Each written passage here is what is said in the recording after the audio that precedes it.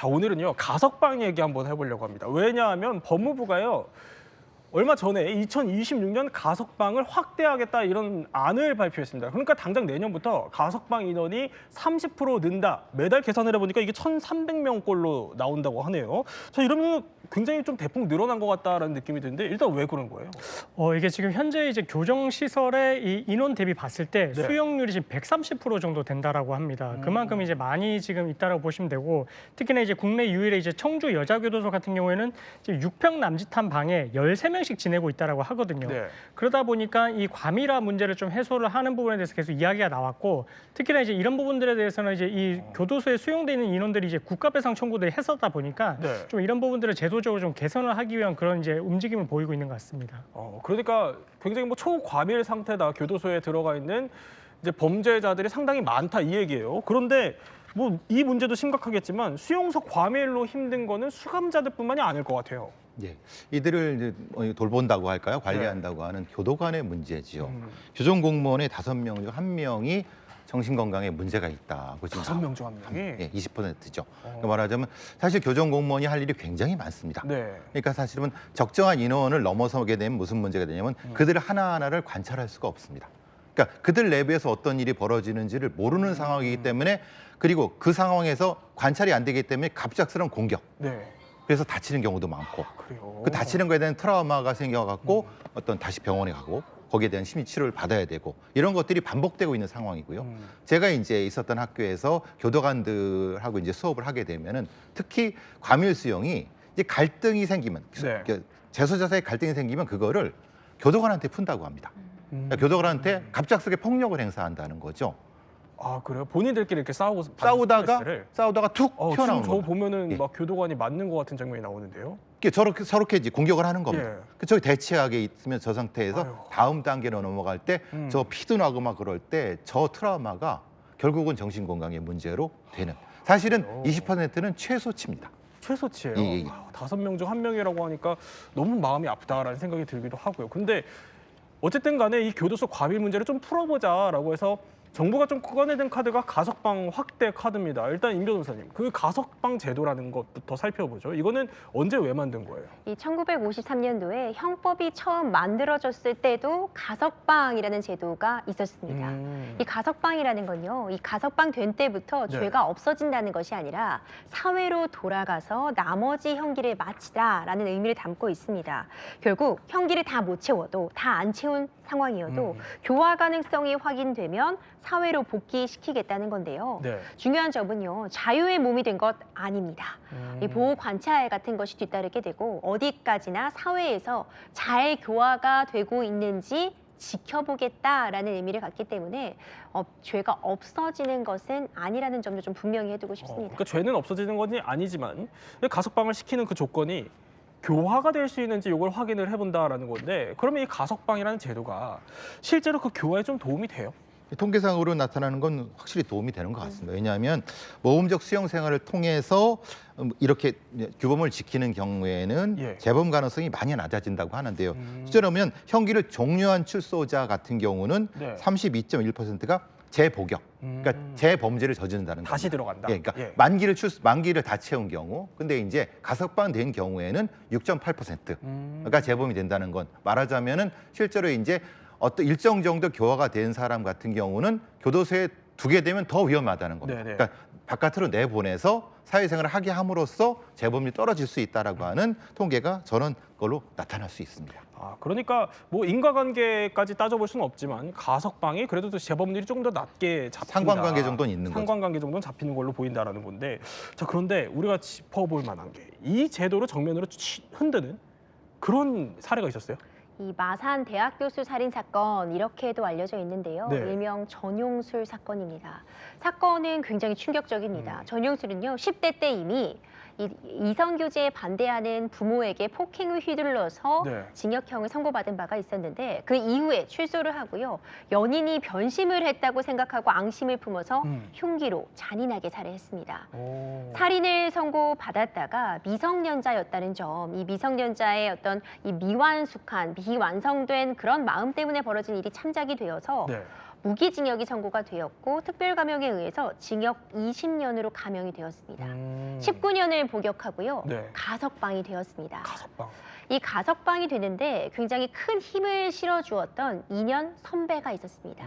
이 선배가 대학 교수로 일을 하면서 이 초등학교이자 고등학교 후배인 이 전용술에게 용기도 많이 북돋아주고 사회로 잘 돌아와 보자 이렇게 면회도 자주 찾아갔던 인물인데 네.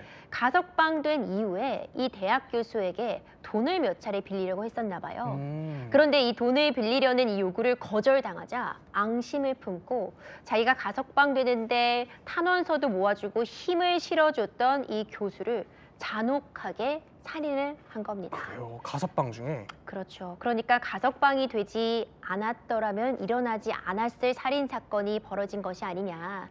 이런 비판점이 있었고요. 물론 이것은 극히 일부 사례입니다. 예. 모든 가석방 사례를 일반화할 수는 없겠지만 굉장히 사회에 큰 의문을 던져 주었던 사안이었습니다. 그럼 극히 일부 사례긴 하지만 굉장히 좀 충격적입니다. 얘기를 들어보면. 근데 일단 따져볼게. 극히 일부라고 한 점은 그러니까 모든 가석방자가 이런 범죄의 길로 다시 뭐 발을 들여놓는다 이렇게 볼 수는 없는 거죠. 그렇죠. 이제 가석방이 된다는 것 자체가 이미 어느 정도 이제 다른 사건에 비해서는 재질이 그렇게 나쁘진 않다. 예, 조금 이런 부분도 이제 반영이 되어 있고 그리고 안에서의 행형 성력도 우수한 경우 그랬을 때 이제 교화 가능성이 더 크다라고 생각을 해서 이렇게 이제 예외적으로 가석방을 해주는 것이기 때문에 그래서 이제 어떻게 보면은 대부분 가석방으로 출소한 사람들 같은 경우에 이렇게 이제 재범률이 낮다라고 하는 건 그런 사람들 위주로 이제 가석방으로 이제 나왔다라고 보시면 될 것 같거든요.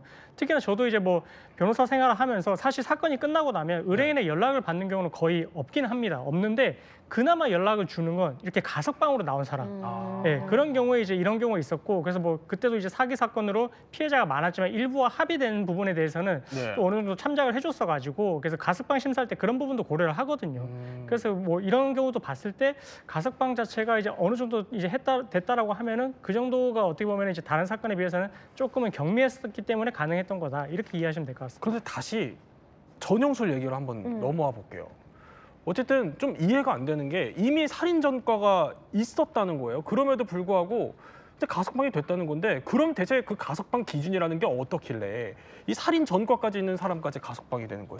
일단 20년도 더 된 이야기다. 예. 이제 이 부분을 하나 짚고 싶고요. 물론 이제 예전이라고 해서 그 기준이 더 느슨했다라고 단정 지을 수는 없겠지만 일단 전용술 같은 경우에도 처음에는 사형이 선고되었지만 대법원에서 무기징역으로 감형이 되었고 네. 이후에 또 20년으로 결국 유기징역형으로 감형이 되었기 때문에 가석방이 가능했습니다.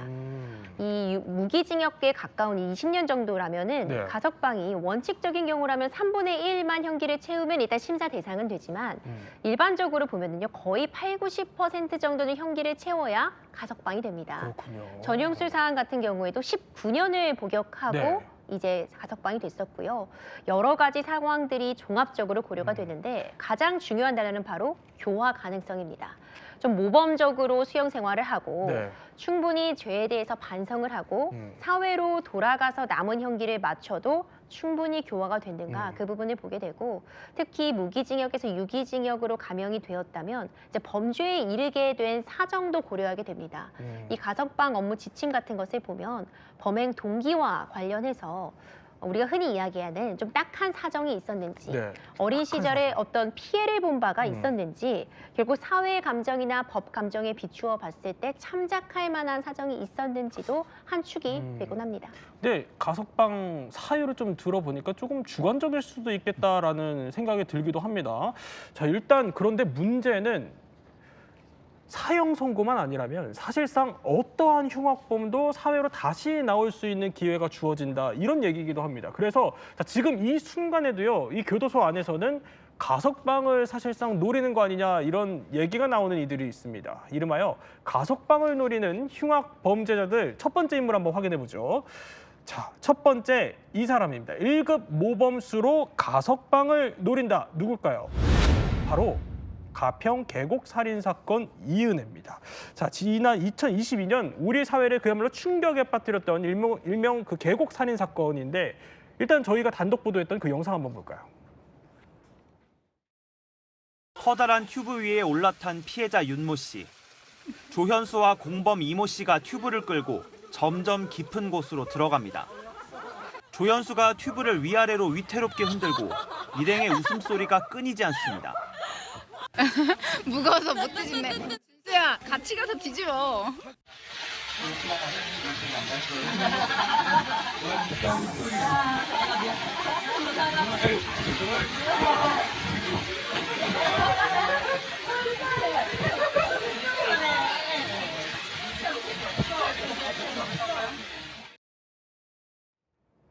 결국 이날 오후에 이은혜와 또 공범 조연수는 이 피해자를 절벽 위에서 다이빙을 또 하도록 유도를 했고 그로 인해서 이제 피해자가 숨진 채 발견이 됐었죠. 그런데 자, 이은혜가 이 사건 전에 이미 여러 차례 살해 시도가 있었어요.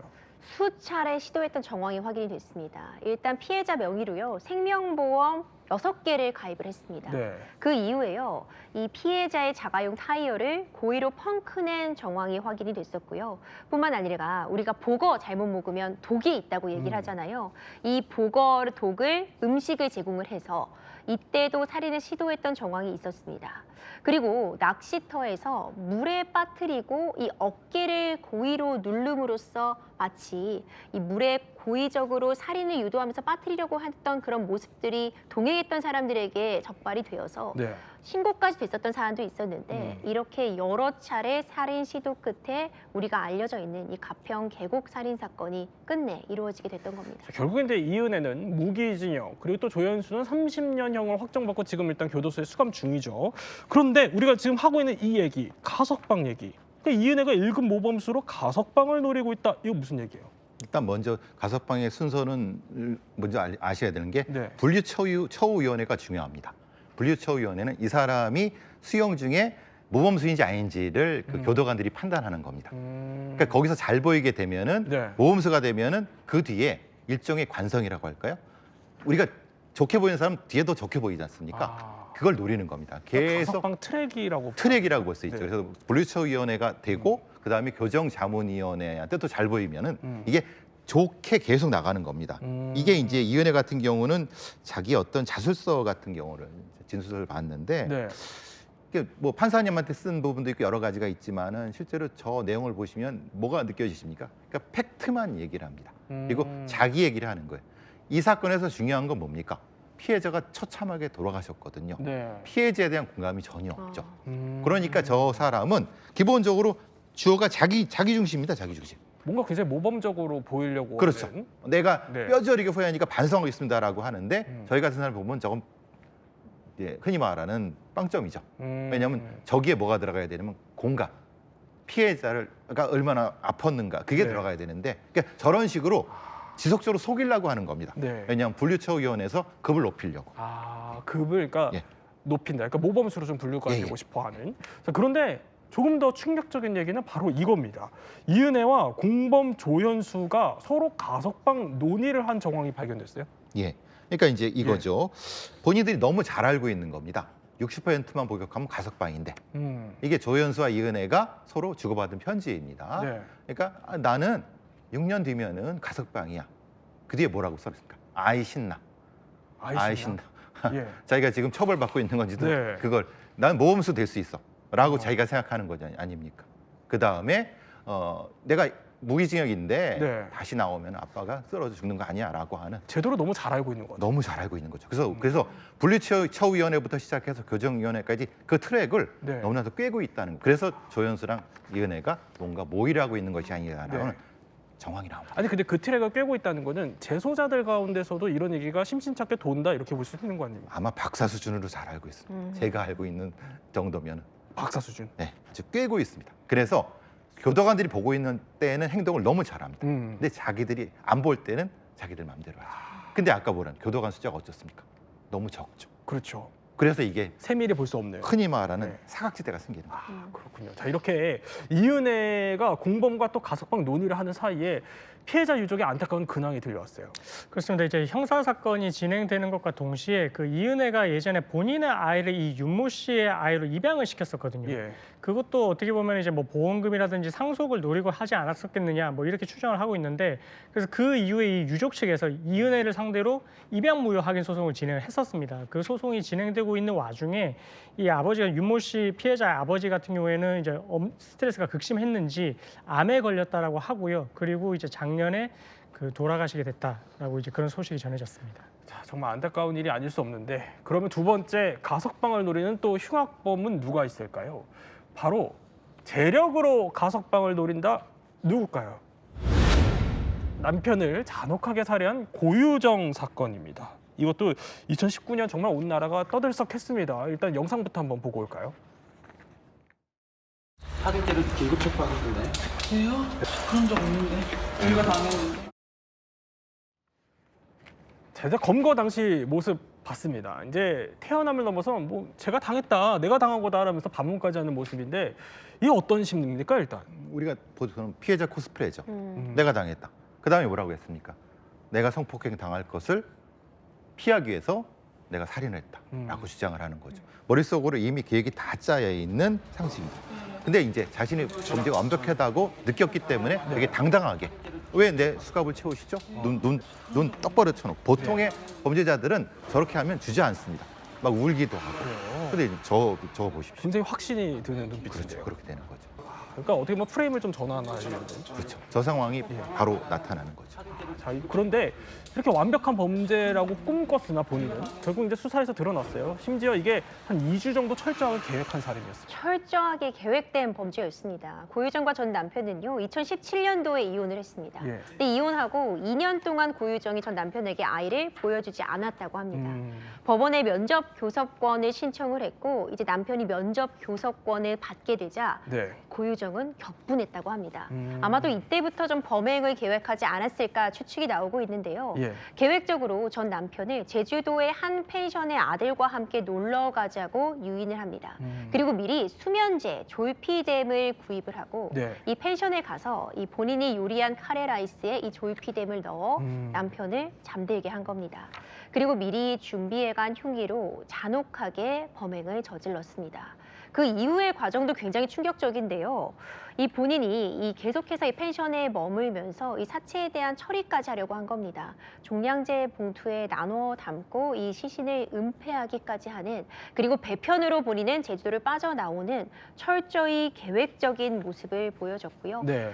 대법원에서 무기징역이 확정된 사안입니다. 그러니까 아들 면접 교섭권 이걸 둘러싼 이제 갈등이 결국 살인으로까지 이어진 건데 일단 남편을 살해하면서까지 이렇게 아이한테 광적으로 집착하는 심리는 뭡니까? 기본적으로 프로파일러들은 사이코패스 범죄자의 유전적 근친도를 먼저 봅니다. 유전적 근친도가 보통 알파라고 쓰는데 네. 그게 이제 보통 0.5에 가장 맞춰지면은 가장 최고의 위험도가 높다고 합니다. 그러니까 자기 유전자랑 0.5가면은 최고의 분노를 나타낸다고 하는 거죠. 그러니까 자기의 네. 그 자식을 조금만 건드리면 굉장히 화가 나고 반대로 남편은 사실은 자기랑 유전자 근처가 없지 않습니까? 예. 그게 보통 사이코패스 범죄의 특징입니다. 아, 그런 또 특징적인 성향이 나타나는군요. 네, 나타나요. 자, 그런데 이제 앞서 우리가 살펴본 거는 재력으로 이제 가석방 얘기를 또 하고 있으니까 재력으로 가석방을 노린다라고 했는데 아니 이건 무슨 얘기예요? 그러니까 이제 지금 고유정이 제주도에서 한 사업가 집안의 딸로서 이제 컸기 때문에 네. 재력이 뭐 상당하다 이렇게 이제 알려져 있었거든요.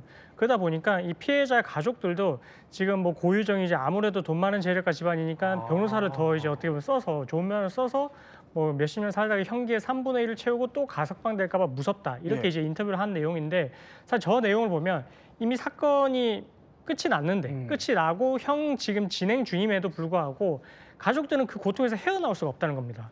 이게 또 제대로 된 형 집행이 계속 이어지지 않으면 어떡할까 하는 그런 불안감에 계속 전전긍긍 살고 있다. 네. 또 이런 부분들을 좀 나타내는 그런 인터뷰였던 것 같습니다. 그러니까 피해자 남동생이 저런 우려를 할 정도로 전전긍긍인 상황이다라는 건데 아니 그럼 이걸 따져봐야겠죠. 도대체 이 가석방 절차 누가 심사하고 어떻게 이루어지는 거예요? 그러니까 최종적으로 언론에 나는 것은 법무부 가석방 심사위원회입니다. 그런데 사실은 거기에 네. 올라가는 서류는 이미 이전에 마련돼 있습니다. 이전에? 왜냐하면 조심스럽습니다만 아까 제가 분류처위원회라고 예. 말씀드렸지 않습니까?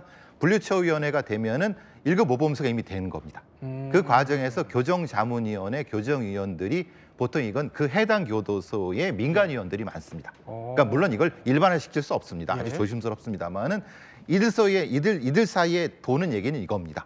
어차피 민간위원회고 이들한테 잘 보이면은 네. 상당히 점수가 높게 올라가는 거고 그것이 행정 기록으로 쌓이게 됩니다. 음. 그런데 문제는 교도관들은 일일이 감시할 수가 없죠. 그러니까 속일 수가 있다는 겁니다.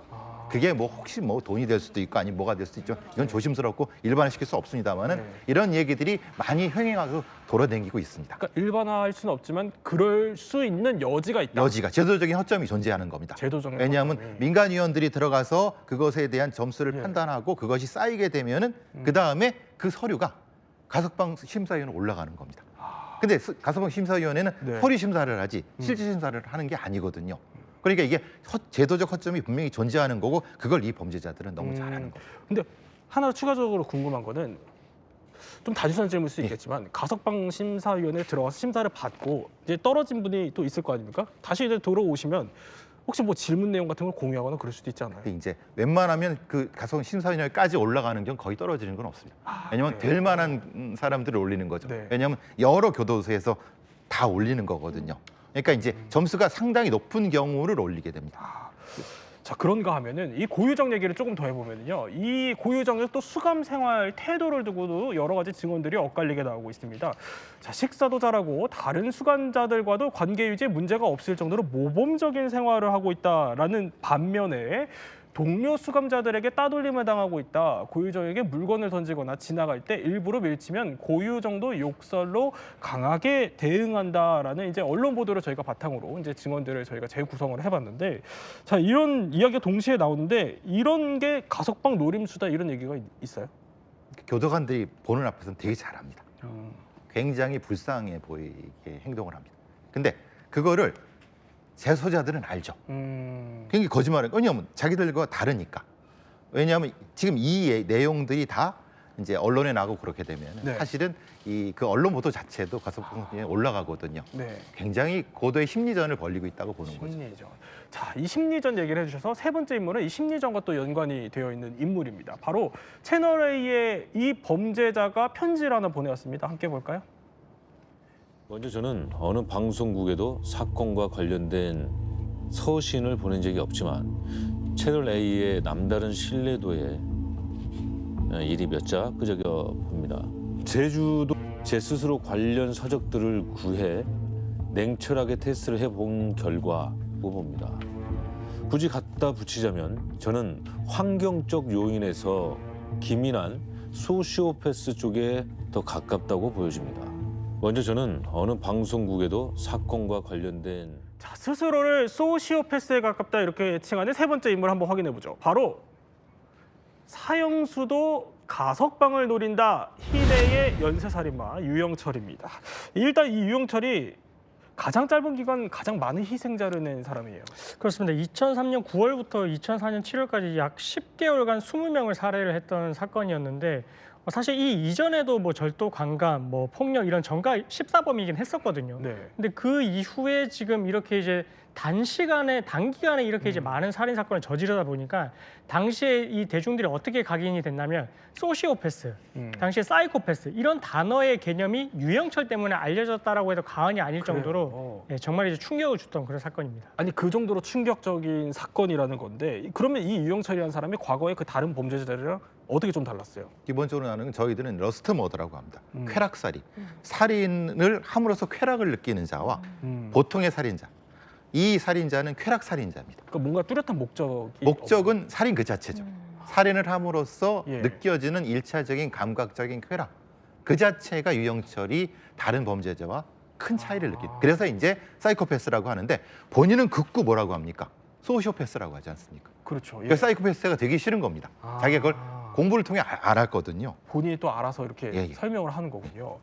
자, 일단 유영철은요 사형을 또 확정받고 일단 서울구치소에서 사형 미결수로 또 분류돼서 수감이 되어 있습니다. 그런데 이제 앞서 본 것처럼 저희 채널A뿐만이 아니라 심지어 뭐 범죄 프로파일러 유명인들한테까지 편지를 줄줄이 보냈다고 하는데 일단 이렇게 무차별적인 편지를 보내는 이유는 뭘까요? 기본적으로 이제 그 안에서 자기의 어떤 범죄에 대한 일종의 물타기라고 할까요?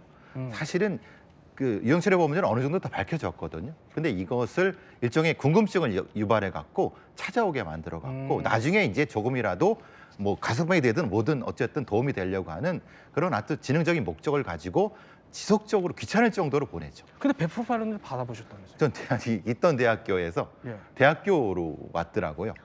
깜짝 놀랐습니다. 저를 어떻게 알았지? 지금 이 그림은 뭐예요? 이게 자기가 예. 그린 그림입니다. 아, 그래요. 예, 유영철이 본인이 직접. 예, 본인이.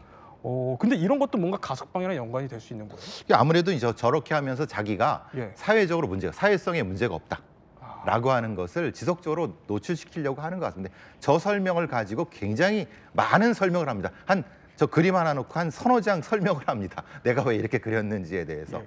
근데 임재 변호사, 사형수는 가석방이 될 수 있어요? 안 되는 거 아니에요? 가석방은 될 수 없습니다. 예. 사형수 같은 경우에는 아예 대상자가 되지 않는데요. 징역형이나 금고형을 받고 복역 중인 자가 기본적으로 가석방 대상이기 때문에 사형수는 일단 가석방 대상이 된다 이렇게 보기는 어렵고요. 뭐 특별 감형 같은 것을 통해서 뭐 유기징역으로 감형이 되거나 그런 아주 극히 예외적인 경우 외에는 불가능하다 이렇게 말할 수 있고 이 집행의 시효 또한 폐지가 되었습니다. 2023년도에 형법 개정을 통해서요. 이전에는 사형 같은 경우에도 집행 시효 30년이라는 규정이 있어서 그렇다면 집행이 되지 않고 네. 마치 무기징역처럼 감옥에서 30년이 지나면 집행을 할 수 없는 것이냐 그럼 이제 자유가 되는 것이냐 이런 해석의 그런 여지가 있었는데 그런 혼란을 아예 방지하고자 사형은 집행 시효까지도 현재 폐지가 되었습니다. 네, 세 분과 함께 또 내년부터 늘어날 가석방 제도에 대해서 한번 살펴봤습니다. 저희는 60초 후에 뵙겠습니다.